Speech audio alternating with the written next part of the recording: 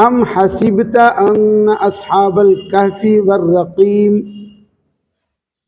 کانوا من آیاتنا عجبا، کیا تمہیں پتا چلا کہ کھوہ اور وادی رقیم والے تھے ہماری نشانیوں میں سے انوکھے۔ اللہ تبارک و تعالی نے اس میں ایمان پر جو لوگ ثابت قدم رہے ان لوگوں کے ایمان پر ثابت قدم رہنے کا ذکر فرمایا اور ارشاد فرمایا کہ یہ انوکھے ہیں، انوکھے بہت کم ہوتے ہیں۔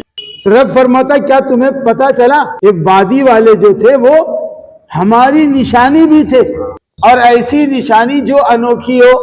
مفسر فرماتے ہیں اس کا ترجمہ، تو کیا تمہیں پتا چلا کہ کھوہ اور وادی رقیم والے تھے ہماری نشانیوں میں سے انوکھے۔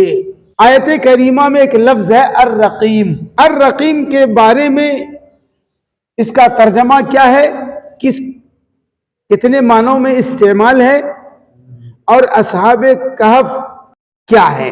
فرماتے ہیں اصحاب کہف کی بستی کا نام ہے الرقیم، ایک معنی۔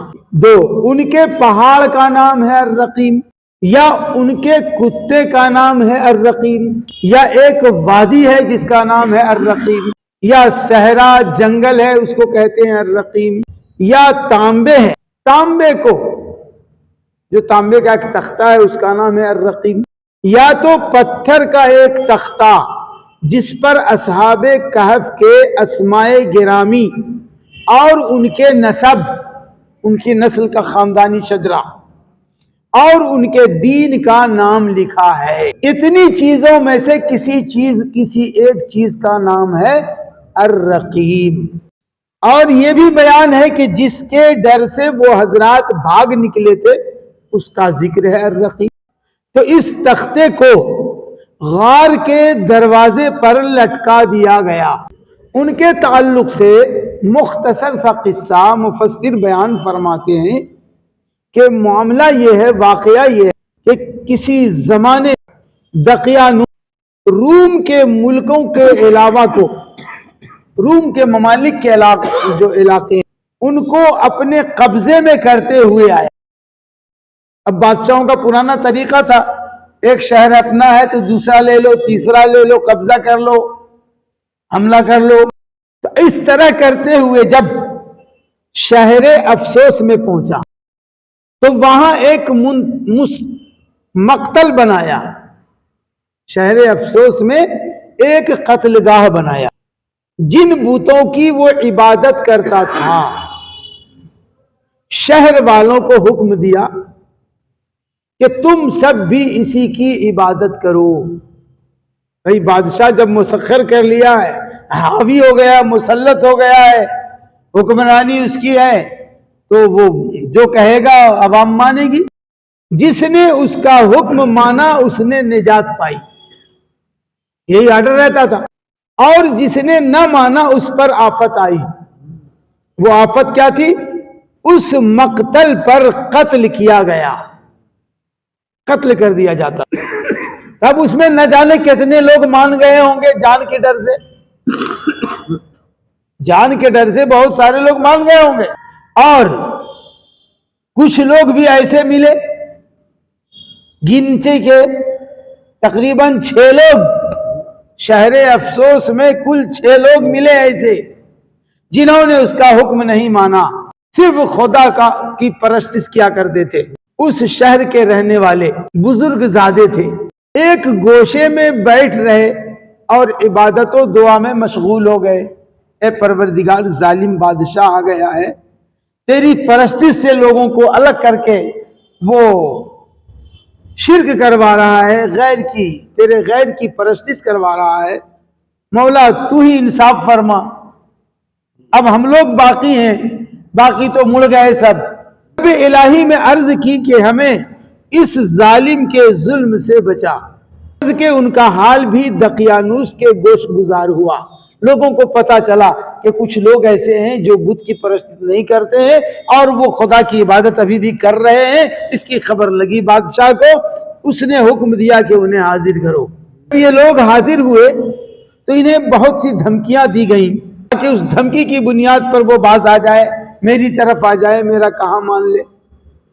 لیکن ایمان والے دھمکیوں سے کبھی نہیں ڈرتے، یہ انہوں نے ثابت کر دیا۔ انہوں نے توحید کا طریقہ نہ چھوڑا اور راہ توحید پر ثابت قدم رہے، ہرگز اس کا حکم نہیں مانا۔ اب جب نہیں مانا تو بادشاہ ہے، وہ فیصلہ تو کرے گا کچھ۔ تو دقیانوس نے حکم دیا کہ ان کے کپڑے اور زیور اتار دیے گئے۔ پھر اس نے کہا کہ ابھی نوجوان ہو تم، نوجوانوں سے مخاطب ہوا کہ ابھی تم نوجوان ہو، تم نے نئی نئی جوانی دیکھی ہے، اور کیا دیکھا؟ تم لوگوں کو 2-3 دن کی مہلت ہم نے دی، اس کی جوانی پہ ترس کھا کے تم اپنے کام میں غور کرو، فکر کرو، اور یہ دیکھو تمہاری بہتری میری یہ بات ماننے میں ہے یا نہیں ماننے میں ہے۔ پھر اس شہر سے اور کسی موضع کی طرف متوجہ ہوئے وہ لوگ، 6 آدمی اس شہر کو چھوڑا، روانہ ہو گئے۔ ان نوجوانوں نے اس کا چلا جانا غنیمت جانا، یعنی بادشاہ جو ہے وہاں سے دیکھا کہ یہ تو اپنا ہو گیا ہے، سب 6 ہی آدمی ہے، اس کو دیکھ لیں گے بعد میں، دوسری طرف متوجہ ہو گیا۔ تو ان نوجوانوں نے دیکھا کہ موقع اچھا ہے، بادشاہ جا چکا ہے کہیں اور، اپنے امر میں، اپنے معاملے میں باہم مشورہ کیا، آپس میں بیٹھے اور مشورہ کیا۔ سبوں کی رائے یہی قرار پائی کہ یہاں سے بھاگ چلو، شہر چھوڑ دو، ایمان بچانے کے لیے شہر چھوڑ دو۔ یہ وہ وقت تھا جب کوئی پابندی کہیں آنے جانے کی نہیں تھی، نہ کوئی ویزا اور پاسپورٹ تھا۔ اب معاملات یہ آئے ہیں ہمارے زمانے میں کہ ایک ملک سے دوسرے ملک جانے کے لیے اجازت ہونا، اپنا پاسپورٹ بھیجو، جب وہ قبول کرے تو پھر وہاں سے ویزا دیں گے، اجازت نامہ، پھر آپ جا سکتے ہیں۔ یعنی اس وقت سے آج کے دور میں انسان گر گیا، بہت خطرناک انداز میں گرا۔ اب ایسے وقت میں اگر ایسے معاملات آتے ہیں اور ایمان پر انسان ثابت قدم رہتا ہے تو یقیناً اللہ تبارک و تعالیٰ بدرجہ عطم اسے عنایت فرمائے۔ یہی نہیں، اور آج یہ بھی ہے کہ اگر آج کا ایمان والا صحیح راہ پر مکمل چلنے لگے تو کسی کی مجال نہیں ہے کہ اس کا بال بیکا کر سکے، یہ طے ہے۔ تو یہاں سے بھاگ چلے، انہوں نے طے کیا، ہر ایک اپنے باپ کے گھر سے تھوڑا تھوڑا مال خدا کی راہ میں خرچ کرنے کے واسطے لایا، اور ایک پہاڑ جو اس شہر کے قریب تھا اس طرف چل پڑے۔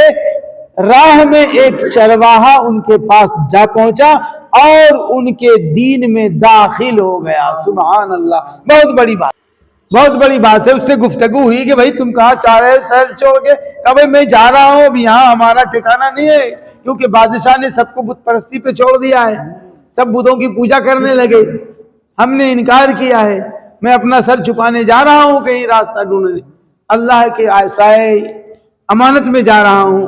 اس نے سنا، کہا یہ 6 لوگ بچ گئے اس ظلم سے۔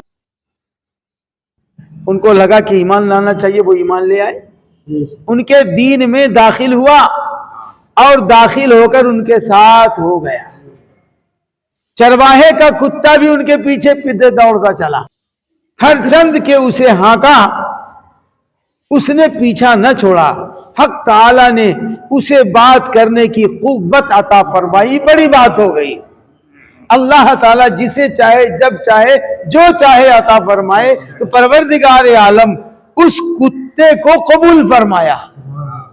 وہ کتا بھی رب کی بارگاہ میں اتنا مقبول ہوا، اتنا مقبول ہوا کہ اللہ نے اسے انسان جیسی بولی عطا فرما دی۔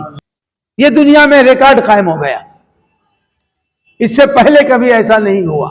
وہ بولا کہ تم مجھ سے نہ ڈرو، کیونکہ تم سمجھ رہے ہو میں کتا ہوں تو بھونکوں گا تو آواز دور جائے گی، یہ خبر بادشاہ تک پہنچے گی، گاؤں میں پہنچے گی، تمہارا پتہ مل جائے گا، اس لیے تم مجھ سے نہ ڈرو، اس لیے کہ میں خدا کے دوستوں کو دوست رکھتا ہوں۔ سبحان اللہ، کتا بولتا ہے خدا کے دوستوں کو دوست رکھتا ہوں، تم آرام سے سو، میں تمہاری پاسبانی کروں گا۔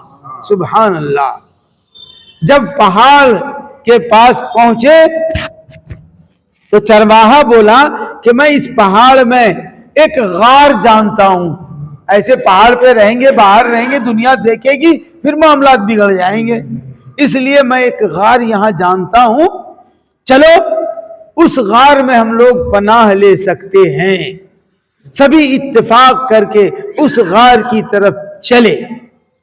بقیہ بیان انشاءاللہ العزیز کل ہوگا۔ اللہ تبارک و تعالیٰ اپنے پیارے حبیب صلی اللہ علیہ وسلم کے صدقے میں ہمارے ایمان میں زندگی عطا فرما، قلب میں روشنی عطا فرما، عمل میں خلوص عطا فرما۔